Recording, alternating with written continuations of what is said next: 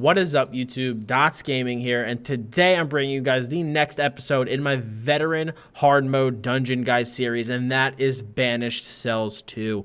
And BC2 is, in my opinion, the first dungeon that really begins to show you, if you're looking at the list, the first dungeon that really shows the delineation and difficulty between the first versions of the dungeon and the second version of the dungeon. Fungal Grotto 2 really wasn't that bad. Yeah, it was more difficult than Fungal Grotto 1, but still really wasn't the worst. Spindle Clutch 2, yeah, of course it was harder than Spindle Clutch 1, but still really wasn't too bad. But Banished Cells 2, I think, is when the difficulty really begins to get turned up. The final boss is definitely very challenging, especially for groups whose DPS isn't necessarily the best or who has a weaker tank, especially if you want to go for the hard mode version. Definitely will trip up groups, and I've seen a lot of groups stumble and fall on the final boss of this dungeon, and this is definitely going to be a helpful guide that I think a lot of people are going to get a lot of use out of. Again, like I said, I think of all the videos I've made so far for the Dungeon Guide series, this is going to be the hardest dungeon I've covered yet. But that final boss is definitely going to be a check for your groups. Like, I know it took us a while to even beat that final boss, even though me and the other DPS I was with are CP capped. We were both in PvP builds at the time I recorded this. My Stamplar 2 was still pretty new, so I didn't have a whole lot on him. I had enough to run the vet dungeons, but not a whole lot, so my DPS wasn't the greatest, and my friend was also in a PvP build, so our DPS wasn't super high, and because of that, it took us a long time to beat that boss, so I'm gonna have to fast forward through some of that. But, you know, even thankfully our tank was really good and was able to hold all of the ads required for hard mode, since this isn't just a activate a scroll, hooray, beat hard mode type of thing. You do have to complete a certain mechanic in order to get credit for hard mode, and that mechanic will absolutely challenge your tank and your healer for sure. So this is going to be one of the harder dungeons we've covered so far, and I'm happy to have a guide out on it. So starting off right in our first mini boss, we have Keeper Arldur. I'm sure I butchered the name pronunciation, but it really isn't that bad. Mainly what you have to worry about is these two flame atros that you just want to catch them in your AoE if possible to knock them down and just prevent the damage that you're going to have to experience. But besides that, she shoots out these flame lines that start out from, you know, her at the center, as you can see, going along the floor. And as long as you don't step in those, you're pretty much all right. She also puts that little flame AoE on the ground that, again, as long as you don't stand in, it isn't overly difficult. But besides the atros, the lines of flame going along the ground, and that circular AoE, not really a whole lot else you have to worry about. If you are a squishier person, then if you get hit by multiple lines of those flame, you can take some serious damage, so that is something to consider and something to keep an eye out on. But otherwise, the boss really isn't that bad, not that difficult, and as you can see, we deal with her with ease. But I know in particular the bosses that I think are hardest for this dungeon. There's actually a couple I've really seen trip people up. Maw of the Infernal can really trip you up if your tank isn't the best. Keeper Emeril will definitely challenge the group as a whole. The sisters aren't too bad, and High King Lord Realists is, without a doubt, your big difficult boss that, again, I've seen and have been a part of tons of groups who can't make it through that final boss, as everyone really needs to be on the same page, because it will stress the whole group. But as you can see, as we continue down the path of this dungeon, you can see the Maw of the Infernal chained up and waiting for you. He's waiting for you to fight. So we start working down these skeletal ads and just finally try and finish them off. But we're on to our next boss fight, and that is the Maw of the Infernal. Now, if you have a strong tank, this is a very easy fight. So he's got really two major abilities. He has one, which you guys saw at the beginning of that fight, which is that Conal Flame Breath. And as long as you don't stand in that Conal Flame Breath, you'll be fine. And the second mechanic, which can be a more difficult one, is the Fire Pool, as you can see below our tank. Now, that is not just one Fire Pool you see there. That is multiple stacking Fire Pools. And if your tank was not the best, though, what you're going to need to do is kite Maw of the Infernal in like a circle around the edge of the dungeon area, And so he will constantly be staying outside the fire pools, but by kiting him around the outskirts, you can essentially do like concentric circles that are going to get smaller and smaller. That gives your DPS time to DPS the boss. But if your tank is an absolute animal like ours is, you can literally just hold the boss in one spot and just tank through that flame damage. And as long as your DPS stay behind them, this is literally just a tank and spank fight. As you can see, the boss does get turned at one point, but our tank is able to retaunt him and turn him right back around. But that's it. If your tank is really, really strong, this will be a very easy fight. Very, very easy fight. So that, like I said, that's the basis of it. But again, if your tank isn't like ours, isn't as strong, what you would like to do, like I said, is just go slowly around the room, around the outside of the room, and just have your DPS, just DPS him while the tank kites him around the room. But this is mainly like a tank check fight. This is definitely more stressful on your tank than anybody else. But yeah, that's the main thing with this guy, is just stand in that one spot, just try to tank that damage best you can, and you'll be able to take him down in no time. So we just continue to DPS him down, and eventually we will have him done and killed. Come on, less than 5%. Here we go. And it is done. Good. All right, so once we loot him, he's done. Over. Finished. We move on, continue down the tunnels. Oh, am I forgetting something? I think we have to press. You have to press this button over here to unlock the door to allow you to continue. That's right. I forgot about that for a second. You have to actually press both these buttons. For those of you who remember BC1, these are the buttons that summon Shadowrend. The ad pack first and then summon Shadowrend, but once you kill Mob of the Infernal, you have to click those to continue down the path and actually open the door. And we're going to have some Dremora and some Atronox when we move down. So you guys know the drill already when we're fighting these ads. What do? Stay out of the AoE. That's literally just the goal when you're fighting these ad packs, is don't stand in anything that's pink or whatever color you have set, but simply stand out of the AoE and group them up, knock them down. No ads any that are of any note is what I'm trying to say. Nothing to really worry about. With these Clan Fears, they have that 360 tail swipe, which is definitely something to look out for. It can knock you down, deal some big damage, but as long as you don't get hit by that tail swipe, you'll be okay. You'll be all right. So you just continue knocking them down, and after that, we're going to move it down to our next room. I believe we have a mini boss in here, another Keeper mini boss. We do. Keeper Voronil. It's really similar to the first Keeper, not a whole lot to worry about. As you can see, he has like a life drain skill where he takes a little bit of health from our tank. Nothing crazy, but I would definitely recommend knocking down the 2 Dremora he has around him first. Those can be a pain.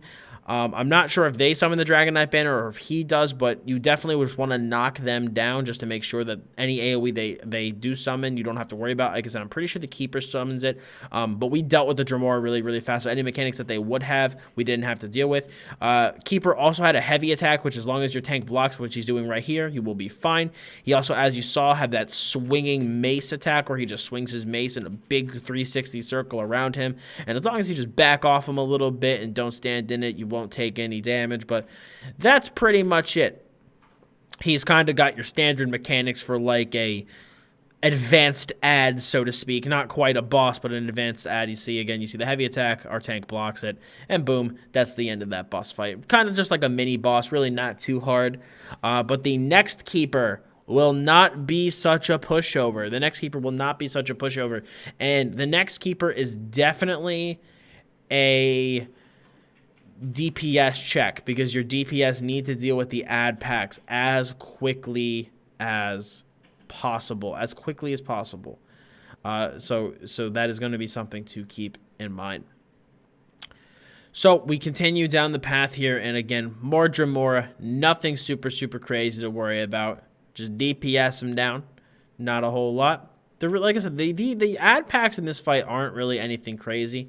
You just, of course, you have your archers with your cones. You have some AoE put down by the Dremora and the Flame Atros. But there really isn't anything super noteworthy in terms of the ads. I think that, in my opinion, the ad packs become a lot more to worry about when we get to some of the later dungeons, and especially in the Vet DLC dungeons. The ads themselves can actually have some more mechanics, except for the clan fears in these dungeons. Can have some mechanics to them. You see, it even has that leap too that will deal some damage and I believe knock down if you get hit by it. But again, tail swipe, stood outside of it, didn't get damaged by it. So after that, it's really all you have to worry about for these clan fears. Then you're able to just knock them down and continue on your way. And then we got one pack at the bottom of the stairs here, another pack of Dremora. But after this, we will be doing our next fight, which is Keeper Emeril. And like I said, this is a DPS check fight for sure. This is. And the big thing that you need to worry about here is this is the pinnacle of trying to deal with ads. If you do not properly group up the ads in this fight and knock them down, they will add up very quick. They will add up very, very quick, and you will have a tough time. So here we are, Keeper Emeril. So these two draining orbs, you do not want to walk into them. The AoE underneath them will deal big damage, and these orbs will move throughout the fight, so do not walk into them. She uses them as a teleportation, and when she goes into them to teleport, she summons a bunch of ads that come outside of them, and those ads need to be killed as quickly as possible. Once the orbs relocate, she will come out, and when she does come out, she will do a big growing AoE attack, as you saw that we got out of and made sure to dodge roll.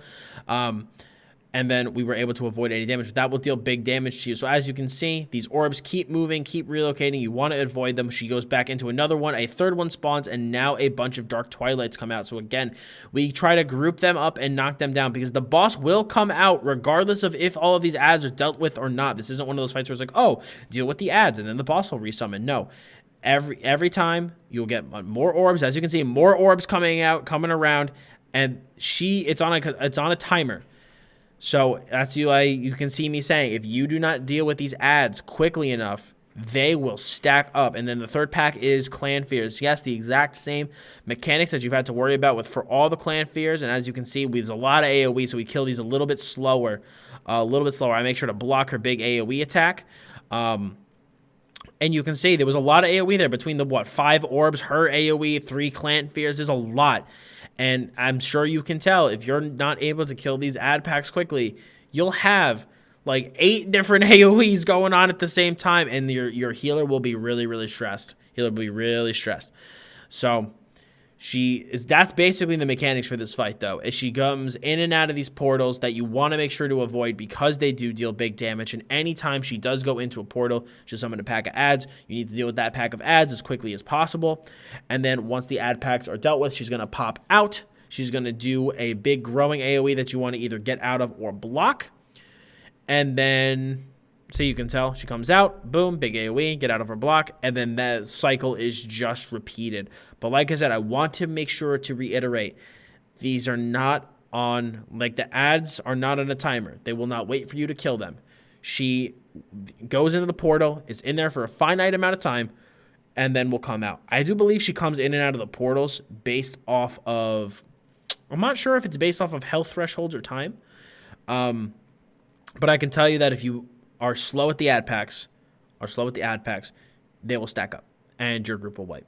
So definitely a bit of a harder fight, but if your DPS is really, really good at getting the ads down quick, and if your tank is able to group them all up and talons them or hold them in, whatever method of control your tank uses, keep them in and together as much as possible, that fight will be incredibly more manageable, and you will not have a bad time with it at all. As you saw, we didn't really have the worst time with it, and we were able to make work of it without any wipes or deaths. The next boss will be infinitely easier until we get to High King Lord Realists, and then we're gonna really have some stuff to deal with. So when we came down the stairs, you saw we just had a pretty generic ad pack to deal with, nothing crazy. And then we have another Clan Fear. Again, same mechanics as always. Just got to watch out for the 360 tail swipe. Any leaps you may see. That's just basically all you got to worry about with this fight. It really isn't the end of the world. Just a regular Clan Fear. Boom. Taken care of and done. And now we move on to our next boss, which is Sister Vera and Sister Cena. Not difficult. Not too difficult. So the easiest way to do this is that your tank's going to want to keep a range taunt on one and a melee taunt on the other. And basically, they have this one attack that is very noticeably and easy to interrupt. Like, it's just got your regular lines. It's like a charged attack that you just can bash and interrupt. Really not the end of the world. And then they also have the shield, which you can see on the one on the right. You see that shield around her. She will really take very limited damage during that time. So basically all you want to do is attack the one that doesn't have the shield. And you see the interrupt animation that I just interrupted. She was casting. I interrupted it. Not the end of the world. But again, you can see I'm just attacking the one that doesn't have the shield. And then the shield will switch from time to time. And then so will our DPS. We'll just switch who we're attacking. See, the shield switched, and now we're switching. You also have the feasts that spawn that you can kind of see on the other side of the room. And if those reach her, I believe they will heal her. So really not the end of the world. But you do want to deal with them just so this fight doesn't take any longer than it needs to. But yeah, that's really it. Kill the feast, attack the one that doesn't have the shield, and interrupt them when they cast. That's the main thing, and I'm sure you guys can tell that after last fight, this one is an absolute walk in the park. But these feasts and everything will be getting you prepped and ready for the mechanics of the final fight, High Kin Lord Realists, which will really push your group to the limit. And basically what I'm going to do with this last boss fight is I'm going to kind of go over the mechanics as they come, and then I'm going to basically just fast forward through the fight so you can see how we handle it. But we do take a while to beat the boss because, like I said, me and my other DPS are really not in PvE builds at all. We're both in like heavy armor PvP builds, so our DPS really isn't the greatest. So I don't want to make you guys sit through literally all of that, like 10 or 15 minutes just waiting for us to finish that. So I don't even want to deal with that. I'll just fast forward it for you guys. But when you come down the stairs, you can see there's a flame atro at the bottom of the stairs. Not really the end of the world. Then we have just a couple ads that we had to deal with right before the final boss. These are just more of a nuisance than anything. Nothing too crazy to worry about. Just don't stand in the AoE. Block any heavy attacks. You guys know the drill by now. The usual. But I'm going to start prepping you guys for the next fight. And like I said, that last fight is High Kin Lord Realists. Yes, again. So you thought you killed him, but not so much. He is back, but he is undead this time. And the big thing you want to do with him and the way you do hard mode is that throughout this fight, there are Daedroth that are summoned. Your tank must hold 3 Daedroth at once to make sure that hard mode is beaten. You need to kill High Kin Lord Realists with 3 Daedroth still alive. That is the key. Those 3 Daedroth need to be alive when High Kin Lord Realists dies. So you can see I'm looking at this platform. The way our tank chooses to do it is he holds the 3 Daedroth off to the right. Basically, you knock this crystal, the beam goes over to him, and the boss fight starts. But if your tank will hold the Daedroth to one side or the other of the platform, the Daedroth spawn on the platform, so they'll just go right over to him and he will have aggro. But if your DPS is slow, it's not like 3 Daedroth just get summoned and that's the end of it. Every phase, he'll summon another Daedroth. So once you get past 3, I know me personally, I like to kill the extra ones because they can become a huge burden on your tank very, very quickly. Now, as you saw, our tank just got lifted up into the air by the first mechanic. Now, what happens when you get lifted up into the air is that you're going to have an aura surrounding you when you drop back onto the floor. It's either going to be a blue aura or a red aura. As you can see off to my left here, there was a blue rune on the floor, and on the other side of the room, as you can see, there's a red rune on the floor. If you have one of those auras around you going on, you need to go to the color matching rune on the floor, and that will clear that dot off of you. Another mechanic that he has is, as you can see, he summons the fire on the floor that you just need to avoid and not stand in. And as you can see, I have the blue rune this time, so I just dodge roll and run over to this rune, and boom, it is purged.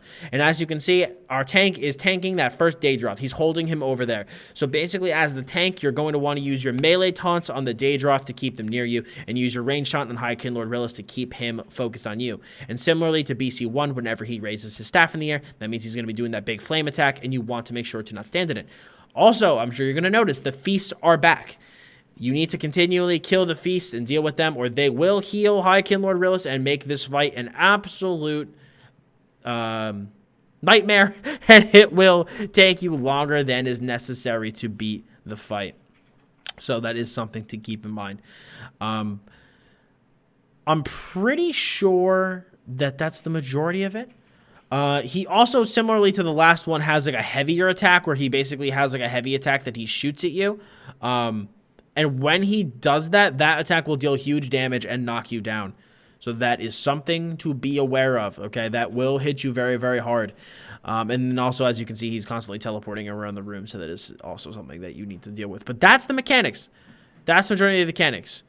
I know through explanation it doesn't seem too bad, but there's a lot going on, and especially if your group is not the strongest in one particular area, it will take you a while. It will take you a while. There's a lot of damage that your healer needs to heal through.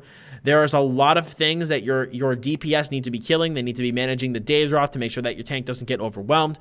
You need to be actually putting damage on High Kin Lord Realists, avoiding the fire, killing the feasts. And then your tank needs to be strong in the regards that you need to be able to hold and maintain the attention of all three of those Daedroth while still maintaining that range taunt on the boss. So, as you can see, I noticed a fourth Daedroth is spawning. I don't want our tank to get overwhelmed, so I personally start to target one of the Daedroth. But horrible timing, I get lifted up into the air. Thankfully, it is the blue one, so I go and purge it with the blue rune, and then I go back onto the Daedroth. Now, this fight is incredibly easier if the two DPS are coordinated. This will be much, much easier, and as you can see, this fire makes everything literally such a nuisance. But this was a tough one. There was a lot going on, so I focused on one of the Daedroth. Our other DPS was taking care of the feast and actually putting damage on High Kin Lord Realists. It can be a pain. There is a lot to deal with, but really, in my opinion, I think the best way to do it is once that there are the three Daedroth spawn, if you and your other DPS are able to move together where you each take down the feast and then take down the Daedroth and then put damage on Realists, you'll be able to move everything quicker because you'll really be focusing your attention on one specific thing and not trying to split your DPS on multiple mechanics, which can make things more challenging. As you can see, the Daedroth have your normal Daedroth mechanics: Conal Flame, AoE, tons of fire and physical damage, just a lot you have to worry about in general. And then, of course, you have to worry about with people getting lifted up throughout the fight. I don't think our tank ever purges the dot off of him. I'm pretty sure he just tanks the dot. So if you're a stronger tank, you can just choose to just tank that dot and just move right through it. I was very impressed that he was able to not only tank all the Daedroth, but keep that dot on him, which was awesome on his part. But if you're not able to do that, yes, you're going to want to try to kite those Daedroth and purge that dot off you, which can get very challenging, can be hard to do. But as you can see, those are the fight mechanics, and that's just going to continually repeat itself. So I think at this point, I'm pretty much just going to start fast forwarding the video so you can see how we finish the rest of this boss fight. But that is High Kin Lord Realists. I hope that I was able to do a good job at explaining, especially this last fight to you. He is definitely by far the most challenging fight in this dungeon and the one that will take the most effort for groups to beat, especially groups that have either weaker DPS or a weaker tank. That will really begin to challenge you. But if you take each mechanic as it comes and don't let them stack, it will be a lot easier to manage. If you start letting the Daedroth stack up and you start to slack on the feasts and you're accidentally getting killed by the fire, it can get really overwhelming very fast. But if the DPS are really able to focus fire on making sure that there's only really 3 Daedroth kept up at a time, that the feasts are being dealt with quickly, you'll be able to transition between dealing with the mechanics and actually putting damage on High Kin Lord Realists to make sure that the fight goes as quickly as possible. But that is it for me today, guys. I hope this guide helped you out, and I hope that I did a great job at explaining it. If you enjoyed this video and enjoyed this guide, I'd appreciate it if you slapped a like on it. For more ESO dungeon guides, other great ESO content, Black Ops content, as well as Destiny 2 content, I'd appreciate it if you hit that sub button as well as hit the bell to make sure to always keep notifications on. If you have any questions about this dungeon, especially in particular the last fight, which I know is by far the most challenging, but by any means, please leave them below, and I will do my best to help you and help in areas where you may feel that you're getting tripped up. But I want to thank everybody so much for stopping by the video today. I appreciate it very, very much. As always, I'm Dots Gaming. Have yourself a great day, and I'll see you in the next video.